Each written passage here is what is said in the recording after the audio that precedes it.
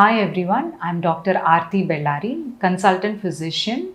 Today, over the next 10-15 minutes, let me talk to you about common summer diseases. In childhood, we were very excited about summers. We know that soaring temperatures comes with lot of diseases as well. So the next couple of minutes, I'm going to talk about what are the common summer diseases, how to tackle them, what are the common preventive steps we need to take. While the temperatures are soaring, it comes with a host of conditions that you should be aware of. Temperatures are soaring, that is a time when a lot of bacterial infections are quite common. The foodborne infections are very common at this stage, like typhoid, foodborne infections like viral hepatitis, like hepatitis A and E, and cholera, typhoid, all these are very common. So during summers, we tend to eat outside, the outside available fruit wala, fruit juices, because we tend to get thirsty, we tend to eat outside food. But it is almost impossible even for a person to maintain a good hygiene levels during summer. So the food kept outside for longer time, even for a shorter time, say even kept out for 2 to 3 hours, can be easily spoiled. So if you're eating out in a restaurant or eating on the outside vendors or eating outside, it is very common to get infected. So the infections which we commonly see is bacterial infections. Like I said, typhoid can come, and viral hepatitis, hepatitis A and E,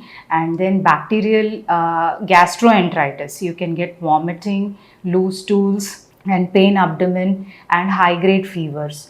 So during summers, this is the first infection. If you're eating out and after that you develop a bout of high grade fevers followed by loose stools, vomiting, think of a bacterial infection. And commonly your doctor is going to check for some of the blood tests and maybe start you on an appropriate antibiotic as and when required. And this year particularly, and with growing number of people ordering from these Zomato, Swiggy, and when we order food from unregulated food areas, like we don't know where we are ordering from, lot of cloud kitchens and where there's unregulated hygienic areas, we are not sure about how the hygiene is maintained outside, and when the food measures are not appropriate, then you can get host of infections. Although most of them are curable with medications like antibiotics, some infections like for example typhoid, cholera, or even viral hepatitis sometimes can become very serious. You can develop severe dehydration, you can also develop severe liver enzymes going up, jaundice can happen. If the dehydration is very severe, you can also develop renal injuries. All these can further lead to